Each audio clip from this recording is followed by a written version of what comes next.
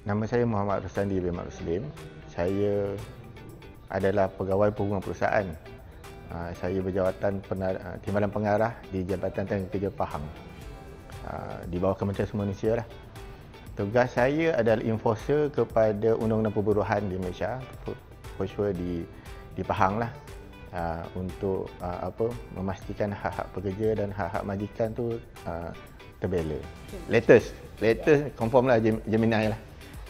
Saya guna bukan sekadar untuk kerja je, untuk kehidupan seharian kan. Sebagai contoh, saya stres atau burn out kan, apa saya perlu buat. Dan macam itulah.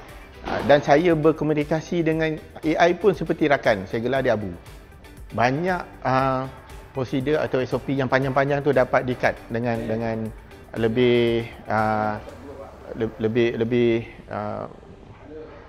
lebih komprehensif, dengan padat. Okey, sebagai contoh untuk buat paperwork, saya memerlukan untuk paperwork 1 jam, menghasilkan satu paperwork dalam 1 jam yang kena saya mengambil masa 2 hari.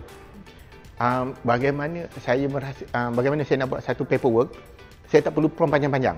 Saya hanya daripada pertanyaan lebih umum kemudian lebih khusus. Sebab apa? Gemini itu dia akan mencadangkan apa yang perlu saya tanya. Dia akan cadang sama ada saya ingin tahu atau tidak. Saya hanya perlu jawab, ya saya ingin tahu, dan dia akan elaborate. Kemudian elaborate lagi dalam. Dan saya dapat complete the whole angle untuk buat sesuatu paper. Bengkel hari ini sebenarnya banyak buka mata saya lah. Saya berpendapat AI ni bukan sekadar mudahkan kerja. Bahkan dia boleh mencena kreativiti yang lain.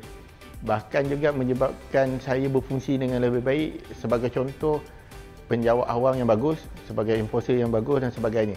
Semua ada kat situ. Dan tinggal guna tak guna je. Jadi saya rasa AI ni make my life perfect juga pun dia juga.